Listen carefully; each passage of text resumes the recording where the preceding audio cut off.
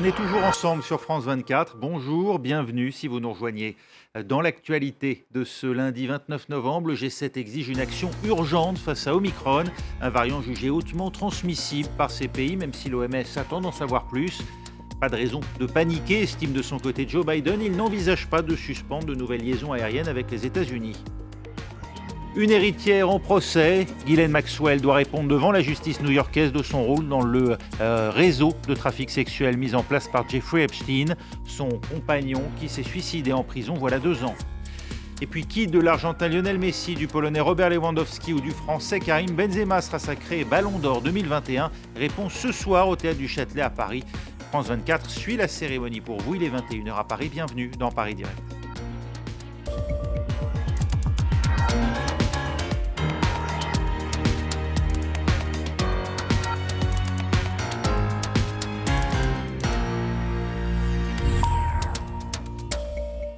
Les États-Unis n'envisagent pas de nouvelles suspensions des liaisons aériennes. Après avoir interrompu les vols avec 8 pays d'Afrique australe, Joe Biden admet être préoccupé, mais le président américain entend bien éviter tout mouvement de panique.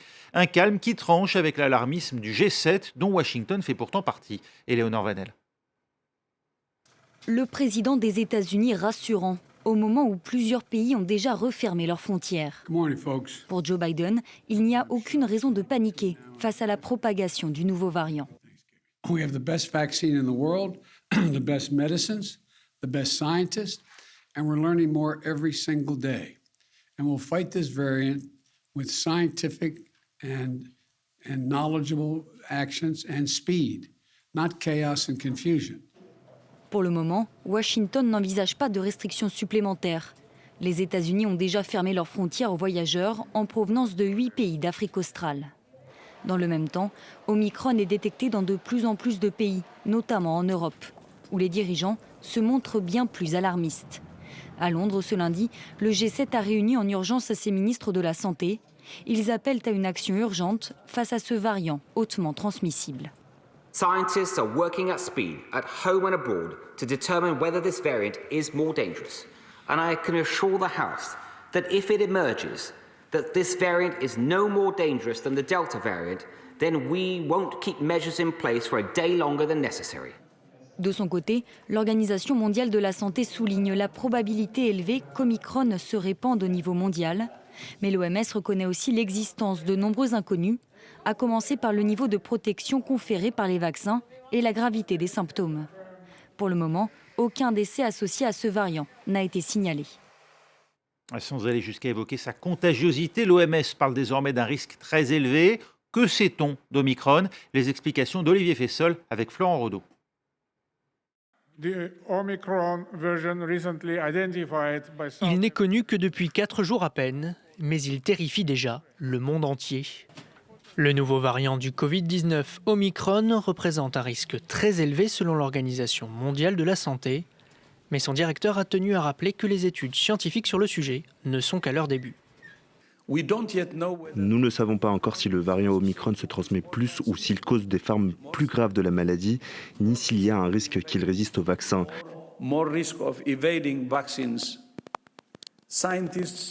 Les scientifiques de l'OMS et du monde entier travaillent urgemment pour répondre à ces questions. Malgré les recommandations de l'OMS, l'Afrique du Sud où a été découvert le nouveau variant est désormais coupée du reste du monde. La nation arc-en-ciel se dit punie pour l'avoir détecté en premier. L'interdiction de voyager n'est pas fondée sur des données scientifiques et ne sera pas efficace pour empêcher la propagation de ce variant. L'émergence du variant Omicron devrait être un signal d'alarme pour le monde entier. L'inégalité face au vaccin ne peut plus durer.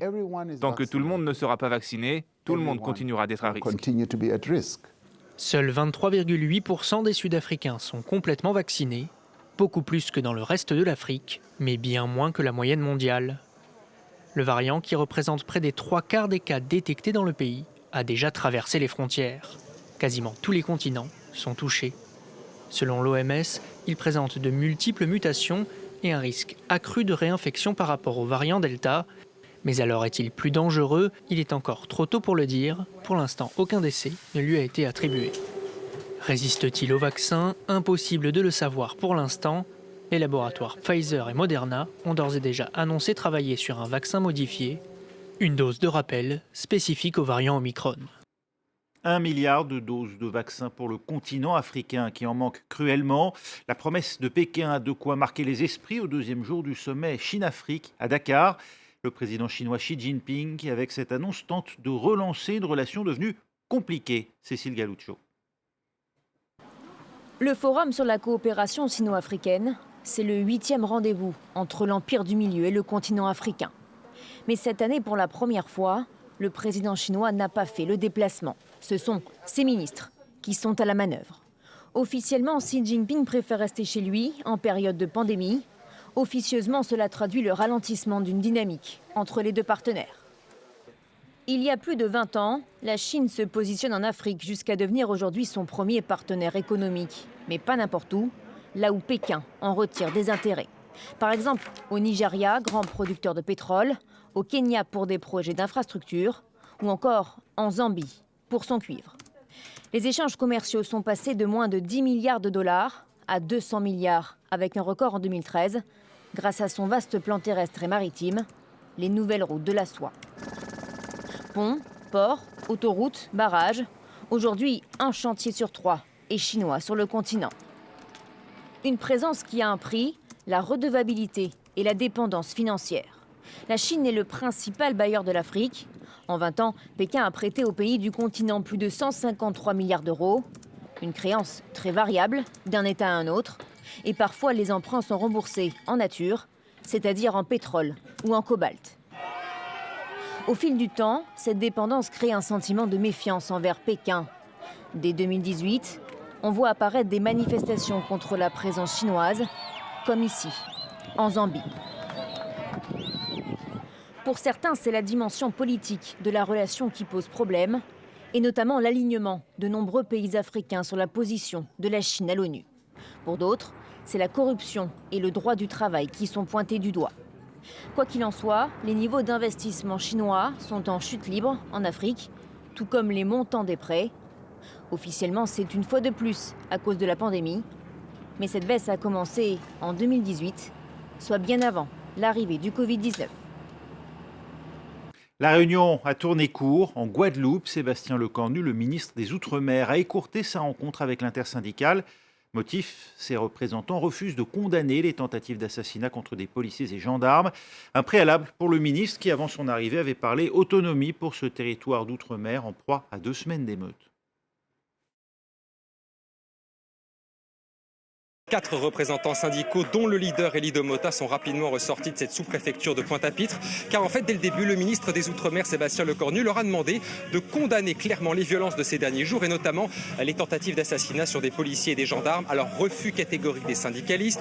Une centaine d'ailleurs manifestent sous les fenêtres du ministre, comme vous pouvez certainement l'entendre. Fermeté de Sébastien Lecornu qui s'explique notamment par ces scènes en Martinique où des soignants auraient été la nuit dernière rackettés sur un barrage.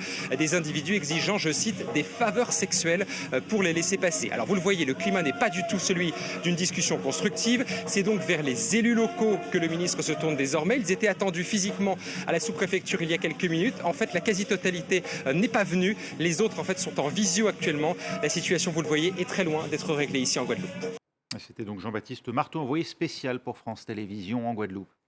La France prête à reprendre ses discussions avec Londres lorsqu'il n'y aura plus de double discours. Déclaration du ministre de l'Intérieur. Gérald Darmanin appelle la Grande-Bretagne à ouvrir la voie légale pour l'admission sur son territoire des demandeurs d'asile, assurant qu'il n'y aurait pas de remise en cause des accords du Touquet. Demain, Jean Castex, le Premier ministre, écrira à son homologue Boris Johnson pour lui proposer un accord, affirme encore Gérald Darmanin. C'est un procès très attendu aux États-Unis. Il s'ouvre aujourd'hui, celui de Ghislaine Maxwell, la fille du magnat de la presse Robert Maxwell et surtout compagne de Jeffrey Epstein, le milliardaire américain qui s'est suicidé en prison voilà 2 ans. Elle est accusée d'avoir recruté pour lui des mineurs victimes ensuite de trafic sexuel. Le rappel des faits par Marc Pope. Était-elle un simple pion de Jeffrey Epstein ou une associée zélée et opportuniste? Voilà la question à laquelle devront répondre les jurés à l'issue du procès de Ghislaine Maxwell, ancienne compagne du milliardaire. Âgée de 59 ans, elle est soupçonnée d'avoir joué le rôle de rabatteuse et d'avoir recruté entre 1994 et 2004 des jeunes filles mineures exploitées sexuellement par Jeffrey Epstein et d'y avoir parfois participé. Pour les proches de l'accusé et les avocats de la défense, Ghislaine Maxwell sert de bouc émissaire depuis le suicide en prison de Jeffrey Epstein en 2019. Ce n'est pas tout à fait un coup monté, mais néanmoins les pièces ont été bricolées pour que Ghislaine soit obligée de faire face aux accusations auxquelles Epstein n'a jamais été confronté à sa place. Elle paye le prix lourd, celui du sang. Elle est traitée comme une coupable. Ghislaine Maxwell, elle plaide non coupable des faits qui lui sont reprochés. Lors d'anciens témoignages, elle a admis qu'en tant qu'employée, elle avait trouvé à Jeffrey Epstein des masseuses professionnelles. En 2008, le milliardaire a été condamné pour avoir engagé des mineurs pour des actes sexuels, délit pour lequel il avait fait 13 mois de prison. Le procès de Ghislaine Maxwell devrait durer 6 semaines. Elle encourt la prison à perpétuité. Et on en parle avec vous, Annette Lévy-Willard. Bonjour. Journaliste, vous avez été correspondante de Libération aux États-Unis. Vous avez écrit Chronique d'une onde de choc. MeToo secoue la planète.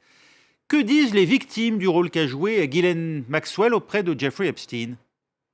Écoutez, contrairement à ce que disent les avocats de la défense, c'est très précis ce qu'elle faisait, Ghislaine Maxwell. Il y a eu de très bons reportages et enquêtes dans la presse américaine qui ont recueilli les témoignages des familles et des jeunes filles, très très jeunes, 13 ans, 14 ans. Quand on parle, j'entendais votre journaliste parler de la défense qui dit oui, elle avait procuré des masseuses professionnelles, 13 ans, 14 ans, c'est pas des masseuses professionnelles. Alors, Ghislaine Maxwell, elle est dans les écoles, par exemple, à la porte des écoles en Floride, à Miami, où Epstein avait sa grande maison, son espèce de palais. Elle allait draguer des petites lycéennes dans les quartiers pauvres de préférence, leur promettait quelques billets de $200 si elles venaient rencontrer le fabuleux Epstein, Jeffrey Epstein. Alors, c'était son rôle. Son rôle était de rabatteuse. Elle accusait, en l'occurrence, de grooming, ce qui est un mot bizarre, sexual grooming, c'est-à-dire toilettage, au sens de toilettage de chien, si vous voulez. Elle préparait ces petites filles à la rencontre et aux activités sexuelles d'Epstein. Et les faits sont très très bien établis parce qu'on a 4 jeunes femmes maintenant, mais qui étaient des ados à l'époque, qui vont témoigner et qui ont déjà témoigné plusieurs fois. Que cherchait-elle en contrepartie, Ghislaine Maxwell? Écoutez, elle avait l'air complètement sous influence. Alors, comme vous l'avez dit, on va présenter cette femme comme une victime. Elle est certainement une victime, mais une victime consentante. C'est quand même pas tout à fait la même chose. Elle assistait aux scènes de sexe de Jeffrey Epstein avec ses petites filles. Elle participait parfois. Elle était, vous voyez, c'est comme quelqu'un sous influence ou sous emprise dans une secte. Elle était visiblement très amoureuse de cet homme avec qui elle avait eu une aventure romantique pendant plusieurs années. Il l'entretenait, il lui achetait une maison. Elle était son esclave au sens vraiment romantique, sexuel. Oui. Ghislaine Maxwell est la fille de Robert Maxwell, un homme qui lui-même a dirigé un empire de la presse en Grande-Bretagne, qui a fini sa carrière ruinée. Elle était sous dépendance financière de Jeffrey Epstein? Oui, elle avait plus d'argent parce tout l'empire de Maxwell s'est effondré. Même avant sa mort, il était déjà en faillite complète.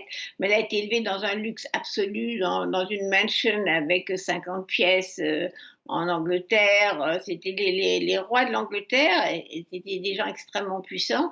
Il est tombé ou il a été poussé de son yacht en pleine nuit. Enfin, il s'est noyé.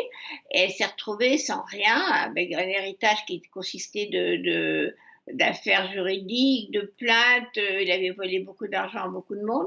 Donc, elle a retrouvé certainement, avec Jeffrey Epstein, un nouveau papa, un amant papa. Donc, elle avait besoin de quelqu'un qui la protège, qui lui donne de l'argent. Encore une fois, il lui a acheté quand même une maison à 5 millions.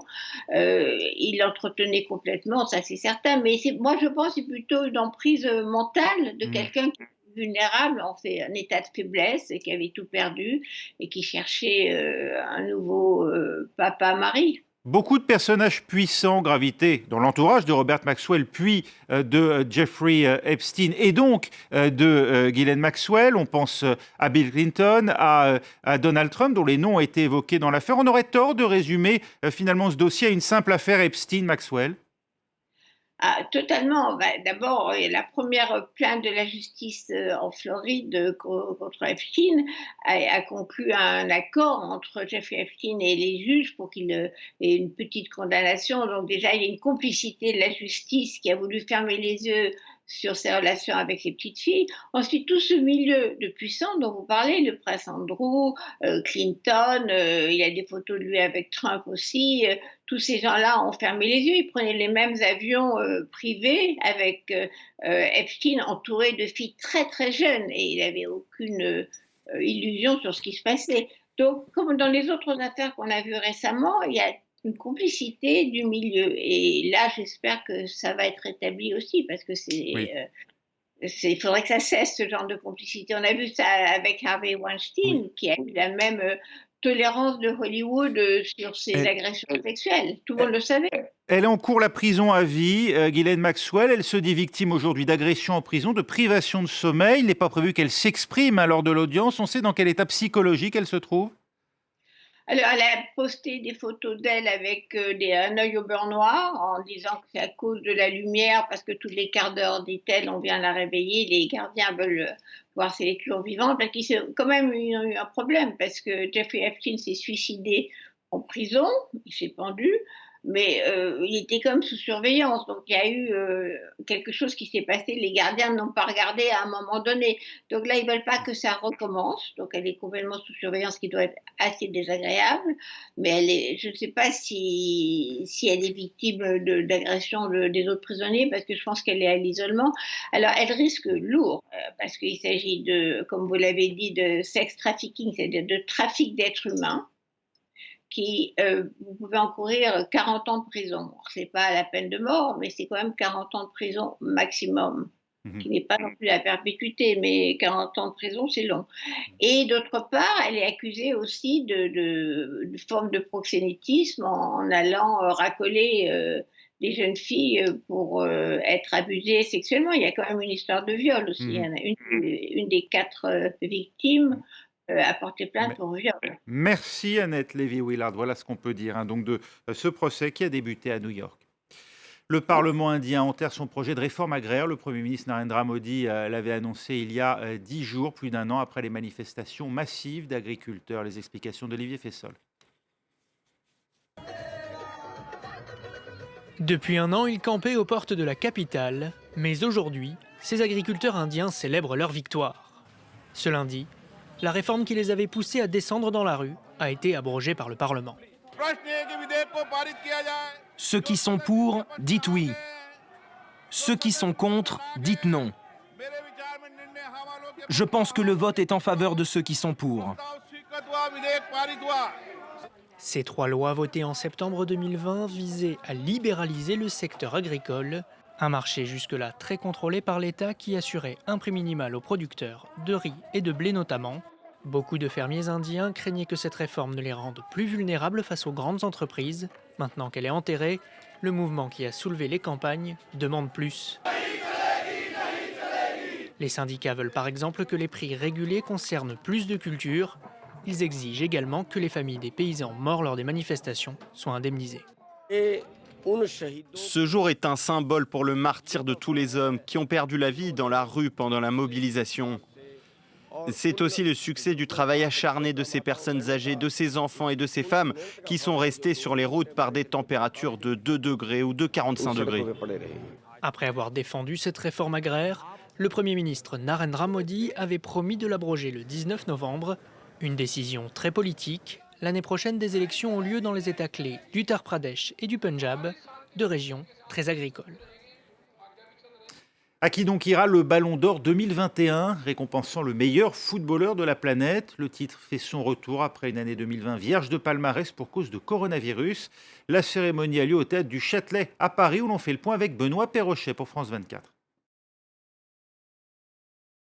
Le grand favori de ce Ballon d'Or 2021, Raphaël, c'est bien Lionel Messi qui est arrivé ici il y a un petit peu moins de 10 minutes, accompagné de sa femme et de ses trois fils et Lionel Messi, habillés quasiment de la même manière. Donc grand favori pour remporter un 7e Ballon d'Or, l'Argentin qui a décroché le seul titre qui manquait à son palmarès cet été, la Copa América avec l'Albi Céleste. Alors c'est vrai, l'an dernier il n'a pas réalisé une grande saison avec Barcelone, meilleur buteur quand même de la Liga, lui qui a quitté son club cet été pour rejoindre le Paris Saint-Germain. Et si jamais ce soir, eh bien, il était sacré Ballon d'Or pour la 7e fois de sa carrière, ce serait une première pour le PSG qu'un joueur devienne Ballon d'Or avec ses couleurs.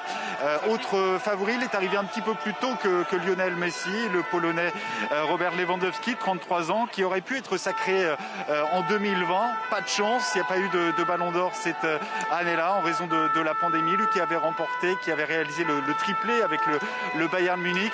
Il a tout de même continué sur les mêmes bases, le Polonais, puisqu'il a battu notamment un record mythique au Bayern, celui de Gerd Müller, 41 buts inscrits la saison dernière en championnat. Et puis l'autre favori, mais il n'est pas là, on ne l'a pas vu, Karim Benzema, le joueur du Real Madrid. Une année marquée évidemment par son retour en équipe de France après 5 ans et demi de purgatoire suite à l'affaire de la sextape, co-meilleur buteur des Bleus avec Antoine Griezmann cette année, vainqueur de la Ligue des Nations. C'est un joueur dont le sélectionneur Didier Deschamps, présent ici au Théâtre du Châtelet, n'entend plus passer jusqu'au mondial prévu dans un an.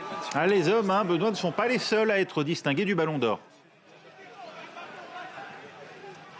Non, il y a évidemment le Ballon d'Or féminin également pour la 3e édition qui, pour succéder à l'américaine Megan Rapinoe, le Barça qui sort d'une saison exceptionnelle. Ils ont réalisé le triplé, le championnat, la coupe et la Ligue des Champions. Une joueuse symbolise à elle seule cette année catalane, Alexia Putellas. Elle a 27 ans, la milieu offensive espagnole, internationale espagnole. Elle a été désignée la meilleure joueuse évoluant en Europe cette saison. Attention aux Canadiennes également en embuscade qui ont remporté les Jeux Olympiques et la finaliste de la Ligue des Champions, la Canadienne avec Chelsea, l'inusable Ashley Lawrence qui a 38 ans. Il n'y aura sans doute pas de Ballon d'Or féminin tricolore cette année, malheureusement, donc côté français. Donc voilà pour ce Ballon d'Or avec une réponse aux alentours, normalement aux alentours de 23h ici au Théâtre du Châtelet.